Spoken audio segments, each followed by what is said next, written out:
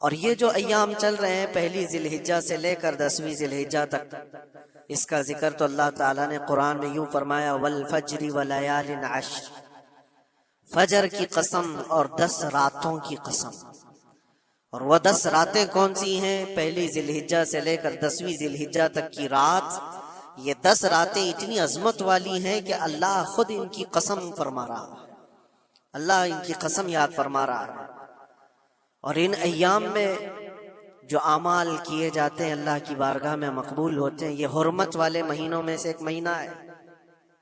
زمانے جاہلیت میں بھی ان مہینوں میں جنگ و جدال نہیں کیا جاتا تھا، کوئی بھی جنگ چل بھی رہی ہو تو یہ مہینے آتے تو جنگ روک دی جاتی تھی، کیونکہ یہ حرمت والے مہینے ہیں۔ تو ذی الحجہ کے مہینے میں ہم اور آپ ابھی اپنی زندگی کی سانسیں لے رہے ہیں، لیکن قربانی کے متعلق جیسے کہ لوگوں کے دل و دماغ میں ایک کانسیپٹ اور پھر پھیلایا ہوا ایک کانسیپٹ اور اسلامی کانسیپٹ، تینوں میں کیا چیزوں کا فرق ہے؟ اسلام کون سی قربانی چاہتا ہے؟ لوگوں نے کیا پروپیگنڈا پھیلایا ہے؟ اور عوام کے ذہن میں کیا بیٹھا ہوا ہے؟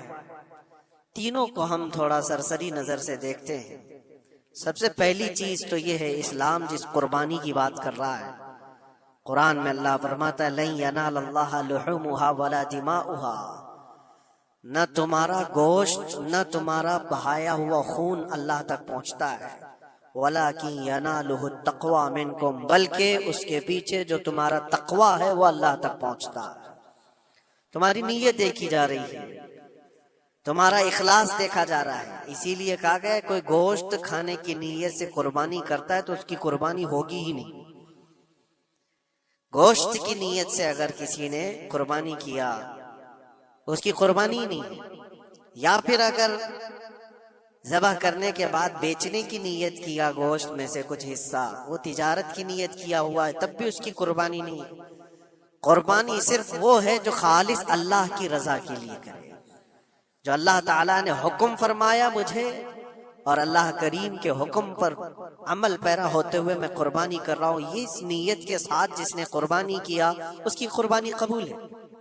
یہ اسلام چاہتا ہے آپ کی قربانی۔ اور لوگوں کے دل و دماغ میں جو اکثر بیٹھا ہوا ہے وہ یہ ہے کہ موسم آ رہا ہے، سب کر رہے ہیں تو ہم کو بھی کرنا چاہیے۔ اور کچھ لوگ فیشن کے طور پر، کچھ لوگ بچوں کی ضد پر قربانی کر گئے۔ یہ لوگوں کے ذہن و دماغ میں بیٹھا ہوا ہے۔ نہیں میرے عزیزو، جو مالک نصاب ہے اس پر قربانی واجب ہے، یہاں تک کہ اللہ کے نبی صلی اللہ علیہ وسلم نے ارشاد فرمایا استطاعت ہونے کے بعد، مالک نصاب ہونے کے بعد جس نے قربانی نہیں کیا، حضور فرماتے ہیں وہ ہماری عیدگاہ کے قریب بھی نہ آئے۔ حضور اکرم صلی اللہ علیہ وسلم فرماتے ہیں وہ ہماری عیدگاہ کے قریب نہ آئے۔ اس کے لیے دنیا میں یہ وعید ہے تو آخرت میں اس کا عذاب اور ہے۔ تیسری چیز جو پروپیگنڈا کیا پھیلا ہوا ہے قربانی کو لے کر، ایک بہت بڑا پروپیگنڈا ہے۔ اسلام کے خلاف کچھ بھی بات پھیلانے کے لیے لوگوں کو صرف ایک چھوٹی سی سوئی چاہیے کہ ان کا ایک پھیلایا ہوا یہ پروپیگنڈا کہ لاکھوں ہزاروں اینیملز اس میں کاٹ دیے جاتے ہیں، ذبح کر دیے جاتے ہیں، خون بہایا جاتا ہے، اس کا حاصل کیا ہوتا ہے؟ جیوت چیزوں کو مار دیا جاتا ہے۔ میرے عزیزو، لوگ یہ باتیں تو صرف اور صرف اسلام کے خلاف کرنے کے لیے پھیلاتے ہیں، جبکہ میں آپ کو بتاؤں دنیا کے تقریباً مذاہب میں قربانی کا کانسیپٹ موجود ہے۔ اکثر دینوں میں وہ الگ الگ انداز ہے، کہیں بلی چڑھانا ہو گیا ہے، کہیں دیوتا کو کچھ پیش کرنا ہو گیا ہے۔ قربانی کا کئی جگہوں پر یہ کانسیپٹ موجود ہے، لیکن کوئی اپنے گریبان میں جھانکتا تھوڑی نہ، دوسرے کے گھر میں جھانکنے کی عادت زیادہ ہوتی۔ اسلام کی قربانی لوگوں کو نظر آتی ہے کہ مسلمان جتنا پریکٹیکل ہے اپنے دین پر، دنیا میں کوئی بھی اپنے دین پر اتنا پریکٹیکل نہیں ہے۔ کوئی بھی اپنے دین پر اس طرح پابندی سے عمل کرنے والا ملتا نہیں۔ جلن اسی بات کی تو ہے کہ کوئی پوسٹر نہیں لگاتے، کوئی اعلان نہیں کرتے، اور جمعہ میں پوری صفیں ان کی بھری نظر آتی۔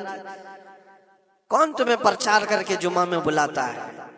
وہ خالق کائنات کی طرف سے تمہارا جو لگاؤ ہے، وہ جو تمہیں کھینچ کر گھروں سے مسجدوں میں لاتا ہے۔ فتنوں کا دور ہے، اس کے باوجود جمعہ میں کوئی بھی مسجد ایسی نہیں ہوگی جو خالی پڑی ہوئی۔ مسلمان آج کے دور میں بھی اپنے دین پر عمل پیرا ہے، اور یہ تکلیف کا سبب بن جاتا ہے دوسروں کے لیے۔ اسی طرح قربانی کے ایام آتے ہیں تو کچھ ماڈرن خیالات والوں کو لا کر کے ہمارے درمیان پیش کیا جاتا ہے۔ وہ ایسی میٹھی میٹھی باتوں کے ذریعے سے تمہیں لبھانے کی کوشش کریں۔ اتنے پیسے خرچہ کرنے کے، 40,000 کا 50,000 کا بکرا لینے سے بہتر ہے کسی غریب کو مدد کر دیا جائے، کسی کا گھر بنا دیا جائے، کسی کا راشن پہنچا دیا جائے۔ میاں وہ سال بھر ہم کرتے ہیں الحمدللہ، قربانی کے دنوں میں ہی کیوں؟ اللہ کے نبی صلی اللہ تعالیٰ علیہ وسلم کی حدیث سن۔ حضور پاک صلی اللہ تعالیٰ علیہ وسلم فرماتے ہیں قربانی کے دن، یعنی ذی الحجہ کی 10، 11 اور 12، یہ 3 دنوں کے اندر حضور فرماتے ہیں کوئی عمل دنیا میں قربانی سے زیادہ اہمیت اللہ کے نزدیک نہیں رکھتا۔ کوئی عمل اللہ کو اس سے زیادہ پیارا نہیں ہے قربانی۔ اور ایک بات میں آپ کو بتاؤں، لوگ ہمیں ظالم کی شکل میں پیش کرتے ہیں کہ کاٹ دیتے ہیں، ذبح کر دیتے ہیں۔ ہم اپنی مرضی سے اگر کاٹیں، اپنی خواہش کے لیے کاٹیں تو حرام ہے، اور جس نے خود جان ڈالا ہے اس کے حکم پر کاٹے تو یہ حرام نہیں ہے، یہ اس کے حکم کی فرمان برداری ہے۔ ایک بات یاد رکھو، جانور تو یہ بکرا ہو، بھینس ہو، اونٹ ہو، جن کی قربانیاں ہوتی ہیں یہ الگ۔ جو مچھلی کھاتے ہیں اس میں بھی اگر کوئی انٹرٹینمنٹ کے لیے شکار کرتا ہے کہ اپنی تفریح قلب کے لیے، تو اس مچھلی کا شکار کرنا بھی حرام ہے۔ ہاں، کھانے کی نیت ہے، تجارت کی نیت ہے، تو مقصد کے تحت اگر مچھلی پکڑ رہا ہے تو اس کے لیے جائز ہے۔ اسلام یوں ہی کسی چیز کی جان لینا اور خون بہانے کا حکم نہیں دیتا۔ اللہ تبارک و تعالیٰ کا حکم ہے، اور اس نے کائنات کو جس انداز سے بنایا ہے، ان جانوروں کو اللہ تعالیٰ نے ہمارے کھانے کے لیے بنایا ہے، جس کی وجہ سے یہ قربان کیے جاتے ہیں۔ اور اگر میں کہتا ہوں سارے جانوروں کی قربانی بند کر کے دیکھ لو، پھر جانور ہی رہیں گے، تمہارا رہنا مشکل ہو جائے گا۔ اسلام کی یہ قربانیاں تو سال میں ایک مرتبہ ہوتی ہے نا، جو ایک دن کی جاتی ہیں، 10ویں ذی الحجہ سے 12ویں کو۔ اگر نوجوانوں میں ایک دعوت دیتا ہوں، جاؤ، آج تو AI کا زمانہ ہے، کچھ بھی پوچھو تو لا کر کے تمہارے سامنے رکھ دے گا سارا ڈیٹا۔ ذرا یہ بھی ڈیٹا نکال کر کے دیکھ لو کہ سال بھر میں KFC میں کتنی چکن ذبح ہوتے ہیں پوری دنیا بھر میں پر ڈے۔ میکڈونلڈ صرف چکن ہی نہیں بیچتا، گائے کا گوشت بھی بیچتا ہے پوری دنیا بھر میں، جس کو یہاں پر بھی بہت سینے سے لگا کر کے رکھے گئے۔ پوری دنیا بھر میں ان کا استقبال ہے، کیونکہ امریکن کمپنیاں ہیں، باپ دادا کی کمپنیاں ہیں، ان کو کوئی آنکھ نہیں دکھا سکتا۔ اور انٹرنیٹ کے ڈیٹا کے حساب سے پر ڈے 68,000 گائے تو میکڈونلڈ ذبح کرتا ہے۔ پر ڈے کی بات کر رہا ہوں، سال بھر کی نہیں۔ سال بھر ان کا ڈیٹا بہت زیادہ ہے، ملینز میں ہے، اور 1 بلین سے زیادہ چکن وہاں پر بھی قربان ہوتی ہیں جو فرائیڈ چکن کھاتے ہیں۔ یہ تو ایک کمپنی کی بات کر رہا ہوں، ایسی بہت ساری کمپنیاں ہیں۔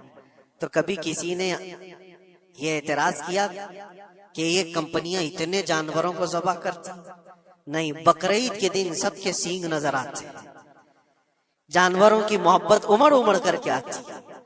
سال بھر جو قربان ہو رہے ہیں، کبھی کسی نے آبجیکشن نہیں کیا کہ یہ سارے آؤٹ لیٹس بند کیوں نہیں کر دیے جاتے، یہ ساری دکانیں کیوں نہیں بند کر دی جاتی جو سال بھر ذبح کر رہے ہیں۔ ہو سکتا ہے میکڈونلڈ یہاں نہیں ذبح کرتا گائے کو، کیونکہ یہاں پتہ ہے حالات صحیح نہیں ہیں، لیکن دوسری جگہ پر جا کر دیکھیں، سب جگہ پر بیف آسانی سے ان کے ہاں ملتا ہے۔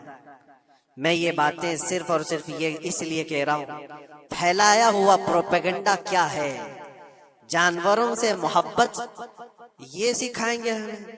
اللہ کے نبی صلی اللہ تعالی علیہ وسلم فرماتے ہیں، بنی اسرائیل کی ایک خاتون کو میں نے جہنم میں دیکھا۔ کس بنیاد پر؟ فرماتے ہیں وہ عبادت گزار تھی، زاہدہ تھی، پرہیزگار تھی، لیکن ایک بلی پالی ہوئی تھی، اور اس نے کبھی عبادت کرنی ہوتی تو 2 دن 3 دن تک اپنے کمرے میں گوشہ نشین ہو جاتی تھی اکیلی، اور اس نے اپنی بلی کو ایک جگہ پر گلے سے رسی لگا کر باندھ دی، اور 3 دن تک وہ اپنی عبادت میں رہی، مصروف رہی، اور 3 دن کے بعد اسے خیال آیا تو جا کر دیکھی بلی مر چکی تھی۔ حدیث پاک میں، صحیح حدیث ہے، اللہ کے نبی صلی اللہ علیہ وسلم فرماتے ہیں صرف اس بنیاد پر اللہ تبارک و تعالیٰ وہ عبادت کرنے والی عورت کو جہنم میں بھیج دیا۔ جو میری مخلوق پر رحم نہیں کرتا وہ رحم کے قابل نہیں۔ یہ سکھائیں گے ہمیں جانوروں پر رحم کرنا؟ ہم جس جانور کو ذبح کرتے ہیں وہ اللہ کے حکم سے کرتے ہیں، اس کے علاوہ کسی بھی جانور کو ظلم کرنا، اللہ کے نبی صلی اللہ تعالی علیہ وسلم کی حدیثوں میں سے یہ ہے کہ جانور پر ظلم کرنا ذمی پر ظلم کرنے سے بڑا ہے۔ اور ذمی کیا ہے؟ ذمی وہ جو مسلمانوں کے ملک میں امن کے ساتھ رہنے کے لیے ریکویسٹ کیا ہوا ہو اور اسلامی حکومت اسے امن دی ہوئی ہو، اور اللہ کے نبی صلی اللہ علیہ وسلم فرماتے ہیں مسلمان پر ظلم کرنے سے زیادہ بڑا ظلم ذمی پر ظلم کرنا ہے، اور اس سے بڑا ظلم جانور پر ظلم کرنا ہے۔ یہ میرے آقا کے فرمان ہے، نبی اکرم صلی اللہ علیہ وسلم نے فرمایا، وہ رحمت للعالمین ہے۔ اور ایک بڑی بات میں آپ کو بتاؤں، جو یہ پھیلایا جاتا ہے کہ جانوروں پر ظلم، سیدنا امام غزالی رحمت اللہ تعالی علیہ کی ایک بات میں پڑھ رہا تھا، حجت الاسلام، جن کی کتابیں پڑھ کر کے لوگ اللہ کے ولی بن گئے۔ امام غزالی کا نام سنا ہے؟ اتنی کتابیں انہوں نے لکھا، تصوف کے امام ہیں، علم کلام کے امام ہیں، منطق کے امام ہیں، فقہ و تصوف کے امام ہیں، بے شمار علوم و فنون کے دریا بہائے ہیں۔ اس حجت الاسلام امام غزالی رحمت اللہ علیہ کے انتقال کے بعد ان کے بھائی نے ان کو خواب میں دیکھا اور پوچھا، آپ کے ساتھ اللہ نے کیا معاملہ فرمایا؟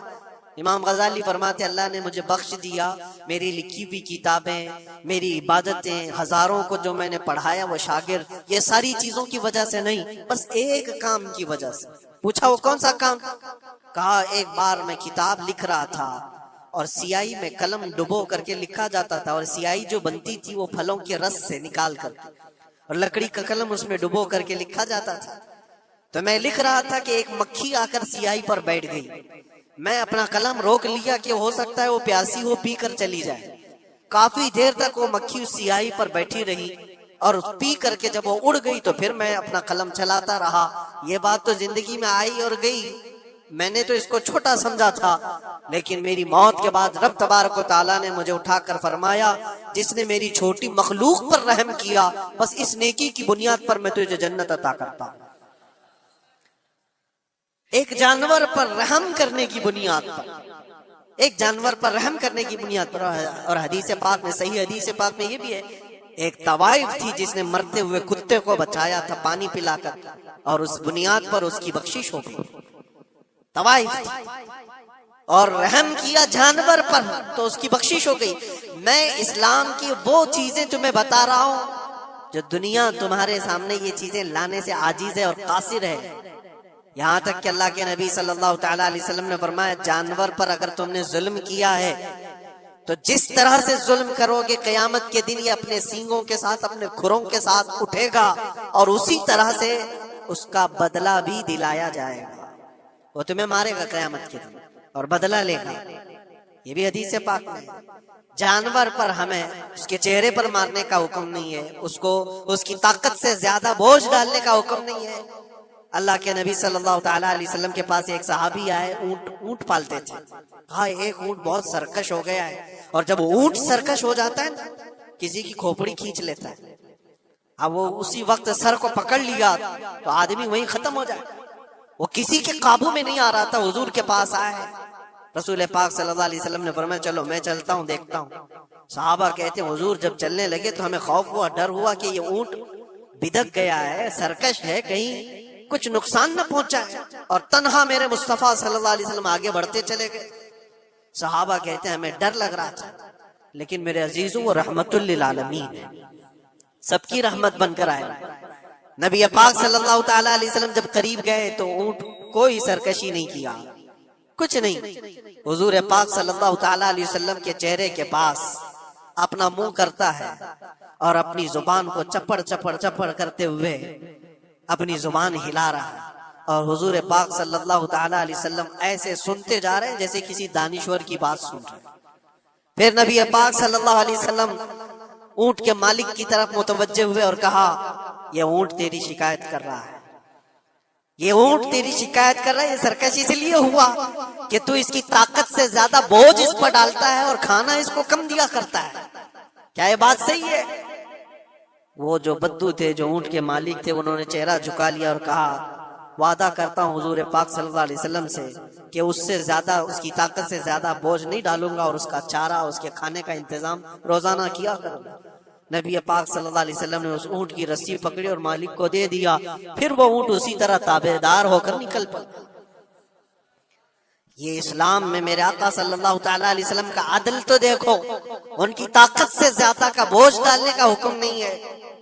اور دنیا یہ پروپیگنڈا پھیلائی ہوئی ہے کہ یہاں جانوروں کو کاٹا جاتا ہے، جو ذبح کرنے کا حکم ہے وہ اللہ کے حکم سے۔ میرے رب تبارک و تعالیٰ نے خود جان ڈالی، ہماری جان کا بھی وہی مالک ہے، جانوروں کے جان کا بھی وہی مالک ہے۔ اگر اللہ کا حکم نہ ہوتا تو ہمیں چونٹی مارنے کی بھی اجازت نہیں، اللہ کا حکم نہ ہوتا تو ہمیں کسی کو بھی قربانی کرنے کی اجازت نہیں ہوتی۔ یہ رب تبارک و تعالیٰ کا حکم ہے، تو ظاہر سی بات ہے ہم اللہ کے بندے ہیں۔ رب تبارک و تعالیٰ جانوروں کی قربانی کا حکم دیا، اس لیے ہر سال بقرعید میں مسلمان قربانی کرتے ہیں۔ اگر اللہ چاہے تو اپنے بیٹوں کی قربانی کا بھی حکم دے دے، اور دیا ہے رب تعالیٰ نے، اور وہ بھی کر کے دکھایا سیدنا ابراہیم علیہ السلام۔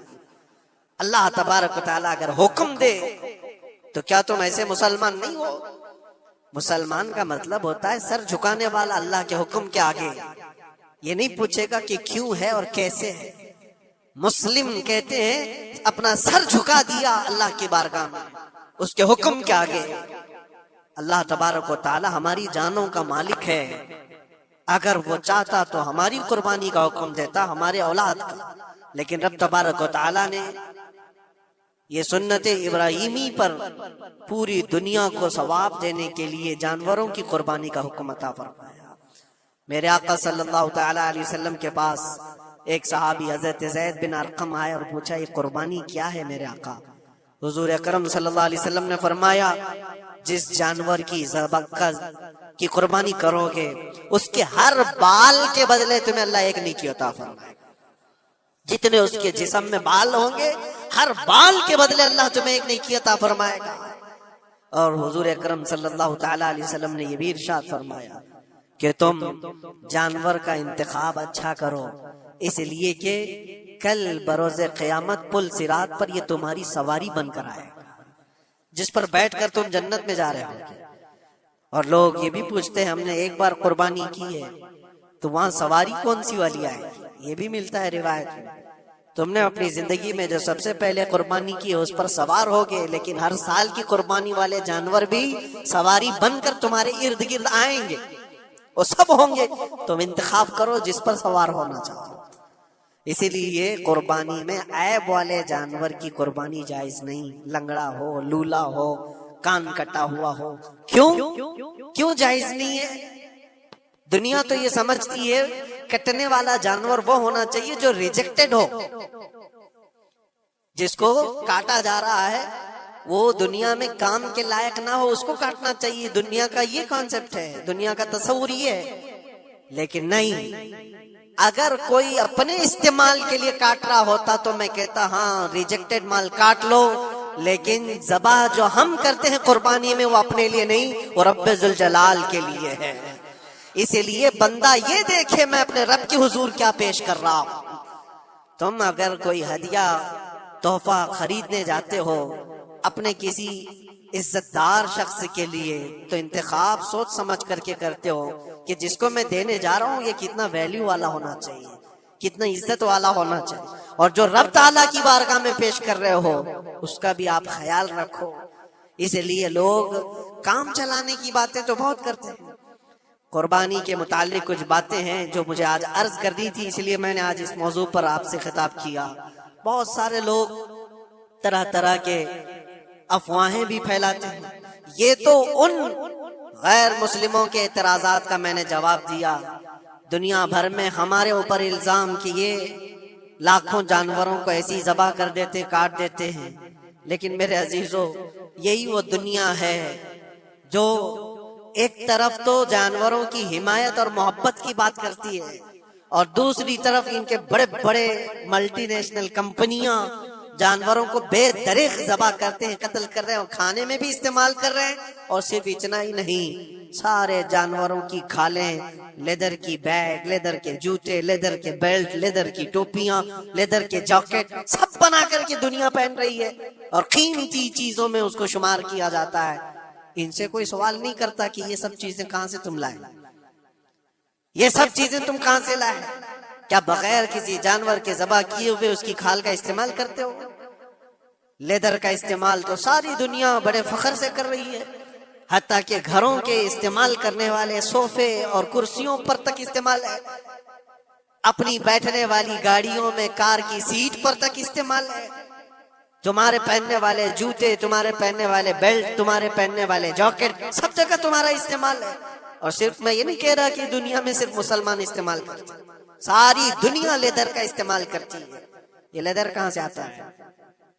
تو یہ دغلا پن، یہ جو ڈبل رول ہے، ڈبل سٹینڈ، ایک طرف حمایت کی بات کرنا اور دوسری طرف بے دریغ ذبح بھی کرنا، یہ سب چیزیں دنیا کو بیوقوف بنانا اور اسلام کے خلاف ایک پروپیگنڈا پھیلانا۔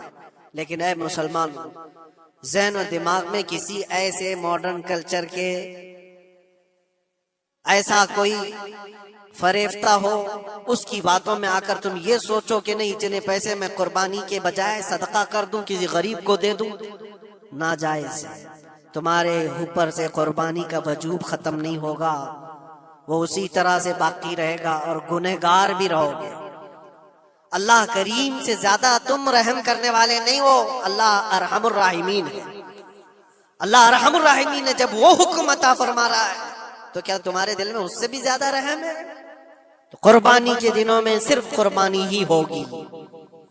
اب کچھ جو چیزیں ایسی ہیں پھیلائی گئی، دیکھیں ایک بات میں آپ کو بتاؤں، اللہ کے نبی صلی اللہ تعالی علیہ وسلم رحمت للعالمین ہیں، سب کا ماننا عقیدہ ہے، وہ رحمت للعالمین رسول صلی اللہ علیہ وسلم نے خود اپنے ہاتھوں سے قربانی فرمائی، اور ایک دو نہیں، 100 اونٹ آئے تھے، جس میں سے 63 اونٹوں کو میرے آقا صلی اللہ علیہ وسلم نے نحر فرمایا، 63 اونٹوں کو خود حضور نے ذبح فرمایا، اور اس کے بعد حضرت علی مرتضیٰ شیر خدا رضی اللہ تعالیٰ عنہ کو دیا، باقی کے اونٹوں کو تم ذبح کرو۔ نبی پاک صلی اللہ تعالیٰ علیہ وسلم نے یہ جو 100 اونٹوں کو ذبح فرمایا تھا، یہ اپنے حج کے موقع تھا، اور اس کے علاوہ ایک حدیث پاک میں یہ بھی ہے، حضور اکرم صلی اللہ علیہ وسلم نے جو 2 چت کبرے بکرے ذبح کیے تھے۔ چت کبرے کس کو کہتے ہیں؟ 2 کلر والے، بلیک اینڈ وائٹ جو ہوتے ہیں، ابلق ان کو کہتے ہیں عربی میں۔ 2 مینڈے ذبح فرمائے، ایک نبی پاک صلی اللہ تعالیٰ علیہ وسلم نے اپنی جانب سے قربان فرمایا، اور دوسرا پوری امت کی طرف سے قربان فرمایا۔ یہ رسول پاک صلی اللہ تعالیٰ علیہ وسلم کے، اسی لیے تو میں عرض کرتا ہوں میرے عزیزو، ہمارے امام نے سچ کہا، جو نہ بھولا ہم غریبوں کو رضا، یاد اس کی اپنی عادت کیجئے۔ قربانی سال میں 1 مرتبہ ہو رہی ہے، رسول پاک صلی اللہ تعالیٰ علیہ وسلم قربان کر دیتے اپنے نام سے، وہ تو کیا ہی، لیکن قیامت تک آنے والی اپنی امت کی طرف سے بھی خود اپنے ہاتھ سے قربانی فرمائے۔ آج امت یہ پوچھتی ہے میرے عزیزو، قربانی کے لیے 1400 سال پہلے تمہارے رسول نے تمہاری جانب سے قربانی کی، اور اللہ نے جس کو استطاعت دی، جس کو طاقت دی، میں یہ چاہتا ہوں کہ تمہارے اوپر جو قربانی واجب ہے، اپنی قربانی کرو، ساتھ میں ایک اور قربانی میرے مصطفیٰ کی طرف سے کرو۔ حضور اکرم صلی اللہ علیہ وسلم کی طرف، جبکہ ان کے احسان کا بدلہ پوری امت نہیں ادا کر سکتی، لیکن ہم ہدیہ تشکر کے طور پر اپنی طرف سے پیش کر سکتے ہیں۔ اور کچھ لوگوں نے یہ سمجھ رکھا ہے ایک بکرا لے کر کے آتے ہیں پورے گھر والوں کی طرف سے قربانی، ایک بکرا پورے گھر والوں کی طرف سے قربانی۔ میرے عزیزو، بکرا ایک آدمی کی طرف سے ہی قربان ہوگا جو مالک نصاب ہے۔ گھر میں اگر 4 لوگ مالک نصاب ہیں تو چاروں پر قربانی ہے، شوہر پر بھی، بیوی پر بھی، بیٹے پر بھی، جو مالک نصاب ہے۔ مالک نصاب کا مطلب کیا ہے آپ جانتے ہیں؟ جس کے پاس 52.5 تولہ چاندی یا 7.5 تولہ سونا یا اس کے برابر کی قیمت ہو، دونوں میں سے کسی ایک کے برابر کی قیمت ہو۔ اس زمانے میں آپ کیلکولیٹ کر لو 52.5 تولہ چاندی کی قیمت کیا ہو سکتی ہے۔ اتنی اگر تمہارے پاس رقم ہے، اتنی مالیت ہے تمہارے پاس، تو تم مالک نصاب ہو اور تمہارے اوپر قربانی واجب ہے۔ قربانی تمہارے اوپر واجب ہے، اور قربانی واجب ہونے کے لیے سال بھر پیسے ہونا ضروری نہیں، قربانی کے دنوں میں اگر وہ مالک نصاب ہوا تب بھی اس پر واجب ہے۔ زکوٰۃ کا حکم الگ ہے، قربانی کا حکم الگ ہے۔ اور پورے گھر کی طرف سے ایک بکرا قربان کیا تو کسی کا بھی نہیں ہوا۔ اگر 4 لوگ گھر میں رہتے تھے اور چاروں کی طرف سے ایک بکرا ذبح کیا اور چاروں کا نام لیا گیا ہے تو کسی کے نام سے قربانی نہیں ہوئی، کیونکہ پرٹیکولر ایک ہی کی طرف سے قربانی ہو سکتی ہے۔ ہاں، بڑے جانور میں 7 حصے ہو سکتے ہیں، وہ اونٹ ہوا یا بیل بھینس، یہ جو بڑے جانور ہیں ان جانوروں میں 7 حصے ہو سکتے ہیں، اور ان میں شریک ہونا جائز ہے۔ لیکن 7 لوگ جو شریک ہو رہے ہیں ان کے لیے بھی شرط ہے کوئی ایک بندہ بھی اس میں غلط عقیدے والا بھی نہ ہو اور گوشت کی نیت سے شریک نہ ہوا ہو، بلکہ سب قربانی کی نیت سے آئے ہوں تو سب کی قربانی ہوگی۔ یہ خیال بھی رہے ضروری ہے۔ اب حالات ایسے آ گئے کہ سب کے لیے ایک بکرا لینا اگر طاقت کے بھر نہیں ہے، استطاعت نہیں ہے، تو وہ بڑے جانور میں حصہ لے سکتے، جہاں پر یہ قربانیاں ہو رہی ہیں شریک ہو سکتے۔ کچھ لوگوں نے یہ پروپیگنڈا بھی پھیلایا ہے ہمارے درمیان میں سے کہ بڑے کی قربانیاں جو ہوتی ہیں اجتماعی قربانیاں، یہ جائز نہیں ہے، آدمی کو اپنی قربانی کے وقت سامنے ہونا ضروری ہے۔ ایسی باتیں پھیلائی گئی ہیں۔ میں آپ کو حدیث پاک سناتا ہوں۔ اللہ کے نبی صلی اللہ تعالیٰ علیہ وسلم نے ارشاد فرمایا حضرت فاطمہ سے، کہا ہے فاطمہ اپنی قربانی کے وقت سامنے رہو، قربانی کے خون کا قطرہ زمین پر گرنے سے پہلے اللہ تعالیٰ تمہارے پچھلے سارے گناہ معاف فرمائے گا۔ حدیث پاک ہے، لیکن ساتھ میں دوسری حدیث یہ بھی ہے، نبی پاک صلی اللہ تعالیٰ علیہ وسلم نے اپنی قربانی کا وکیل حضرت علی کو بنایا تھا، کہ اپنی نیابت دے دی کہ میری طرف سے تم قربانی کرو۔ اس طرح سے جو مسلمان استطاعت نہیں رکھتا خود کرنے کی، وہ اپنی جانب سے کسی دوسرے کو وکیل بنا سکتا ہے، شرعاً جائز ہے۔ کسی کو بھی وکالت دی جا سکتی، نیابت دی جا سکتی ہے، میرے طرف سے تم قربانی کرو۔ جیسے کہ گھر میں کوئی عورت مالک نصاب ہے، اگر یہ حکم ہوتا کہ عورت خود جا کر کے کرے تو کہاں سے کرتی؟ عورت کسی کو وکیل بنا سکتی ہے، اپنے شوہر کو کہہ دی یا کسی کو دے دیا پیسے کہ میری جانب سے تم قربانی کرو، یہ جائز ہے بالکل۔ جن لوگوں نے یہ پروپیگنڈا پھیلایا ہے ہمارے درمیان میں کہ قربانیاں نہیں ہوتی، وہ جاہل لوگ ہیں، پڑھے لکھے لوگ نہیں۔ شرعی مسائل کو جانے بغیر اس طرح کی باتیں عوام الناس میں، عوام المسلمین میں پھیلانا یہ گناہ ہے۔ ہاں، اس بات کو یاد رکھیں، جو وکیل ہے قربانی کا اس کے اوپر ذمہ داری ہے کہ وہ جتنے لوگوں کی قربانی کر رہا ہے جانور شریعت کے مطابق کا لے، عیب دار جانور کی قربانی نہ کرے، لاغر ہو، کمزور ہو، سینگ ٹوٹا ہوا ہو، کان کٹا ہوا ہو، پیر کٹا ہوا ہو، دم کٹی ہوئی ہو، یا اتنا کمزور کہ چل نہیں سکتا، کھڑا نہیں ہو سکتا، ایسا عیب دار جانور نہ لے۔ یہ وکیل کی ذمہ داری ہے جو سب کی طرف سے قربانی کر رہا ہے۔ اور دوسری چیز، عیب کس کو کہتے ہیں؟ عیب کس کو؟ کان میں اگر سوراخ ہے تو وہ مکروہ ہے لیکن قربانی ہے اس کی۔ ہاں، سینگ اگر بچپن اس کے پیدائشی نہیں آئے تھے تو جائز ہے اس کی قربانی، آئے تھے اور ٹوٹ گئے تو اس کی مقدار بتائی گئی ہے ایک تہائی حصہ اگر ٹوٹا ہے تو اس وقت تک جائز، اس سے زیادہ جڑ سے ٹوٹے ہوئے ہیں تو قربانی جائز نہیں۔ کوئی پیر پورا کٹا ہوا ہے، دم پوری کٹی ہوئی، یہ عیب میں آتا ہے، عیب دار جانور کی قربانی جائز نہیں، یہ وکیل کرے گا، نہیں کرے گا تو وہ گنہگار ہے۔ لیکن اس کا مطلب یہ نہیں ہوتا کہ اجتماعی قربانی جائز ہی نہیں، جائز ہی نہیں، ایسی باتیں کیوں پھیلائی جاتی ہیں؟ حدیث پاک میں ملتا ہے کہ نیابت اور دوسرے کو وکالت دینا جائز ہے۔ اب کچھ لوگ یہ بھی پھیلاتے ہیں کہ قربانی کے جو حصے لیے جاتے ہیں، گوشت دیا جائے تو اس کی قیمت الگ ہوتی ہے، گوشت نہ لو تو اس کی قیمت الگ ہوتی ہے، سب پھیلی ہوئی چیزیں ہیں۔ اس کا ریزن بھی پتہ کرنا چاہیے، ایسی بغیر علم کے بات کرنے سے۔ 4000 5000 روپے کا ایک حصہ آتا ہے اگر شہر میں کوئی بڑا جانور ذبح کرے، کیونکہ مہنگا ملتا ہے بیل، اور باہر جب جا کر کے کوئی ذبح کر رہا ہے تو وہی ایک حصہ 1500 روپے میں 2000 میں ہو جاتا ہے۔ تو کچھ لوگوں کو یہ غلط فہمی پھیلائی جاتی ہے کہ یہ لوگ کرتے ہی نہیں ہیں اور ایسے پیسے وصولتے ہیں، ایسا نہیں۔ دور دراز کچھ علاقے ایسے ہیں، بنگال ہے، اڑیسہ ہے، اور بھی کئی علاقے بہار کے، جہاں پر بڑے جانور نہایت ہی سستے دام میں ملتے ہیں، بلکہ وہاں پر جانوروں کی قیمت صرف 5000 6000 اور 10000 کے نیچے ہوتی ہے، بڑے جانوروں کی جو ہم نے دیکھے ہیں۔ وہاں جا کر کچھ تنظیمیں قربانی کرتی ہیں، اگر وہ صحیح طریقے سے شریعت کے مطابق جانور لے کر کے کر رہے ہیں تو کوئی حرج نہیں، چاہے وہ 200 روپے حصے میں بھی کرتا ہو، کوئی حرج نہیں۔ قیمت میٹر نہیں کرتی، جانور میٹر کرتا ہے، قیمت چاہے جتنی بھی ہو رہی ہو۔ اس چیز کو آج وضاحت کرنا ضروری تھا، اس لیے میں نے آپ کے سامنے بیان کیا۔ غلط فہمیوں میں نہ پھیلے، غلط فہمیاں نہ پھیلائیں، خود بھی بچیں۔ ہاں، افضل کیا ہے؟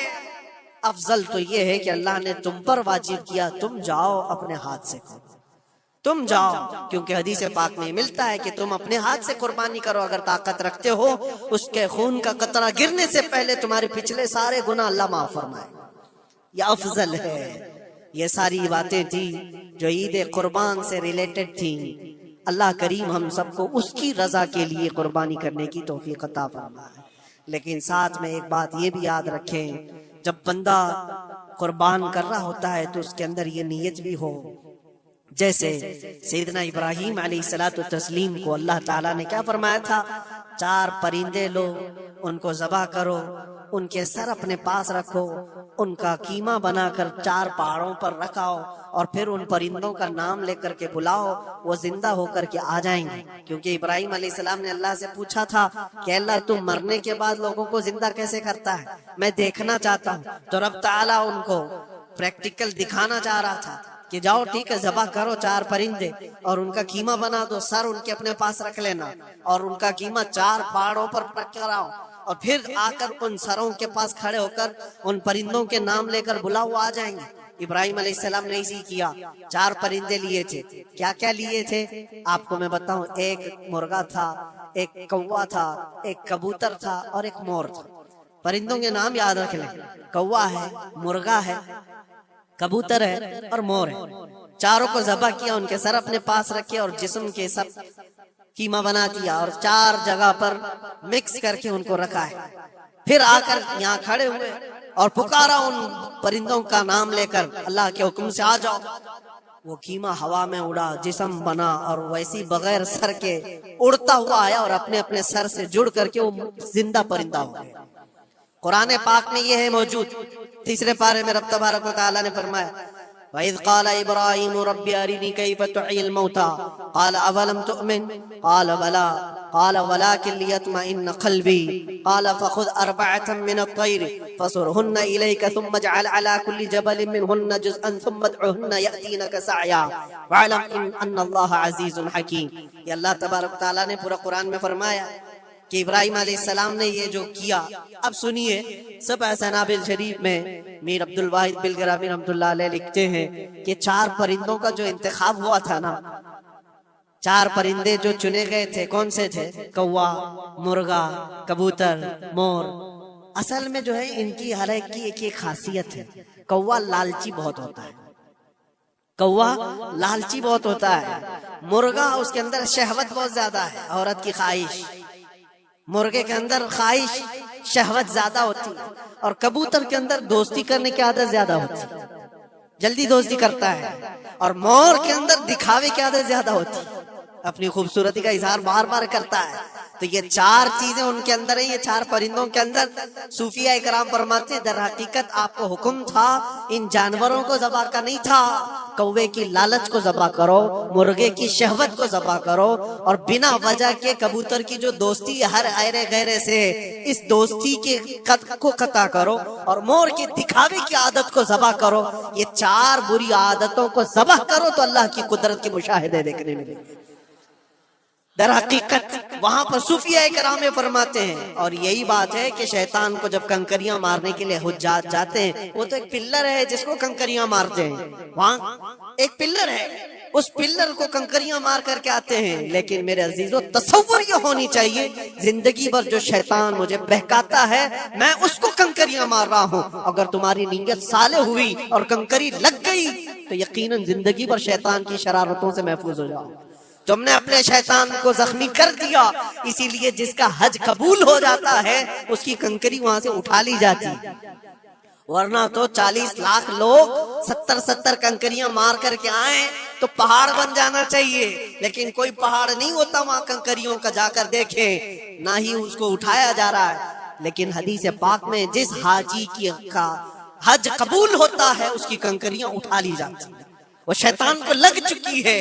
تو نیت کا دار و مدار ہے، اسی لیے سب سے پہلے میں نے آیت یہی پڑھی، رب تعالیٰ فرماتا لن ینال اللہ لحومها ولا دماؤها ولکن ینالہ التقوی منکم، ہرگز تمہارا گوشت، تمہارا بہایا ہوا خون اللہ تک نہیں پہنچتا، بلکہ اس کے پیچھے جو تمہاری خالص نیت ہے، جو تقوی ہے، وہ اللہ تک پہنچتا ہے۔ قربانیوں میں یہ نیت کرو کہ رب تبارک و تعالیٰ میں اپنی ساری خواہشات کو ذبح کر رہا ہوں، مولا مجھے بری خواہش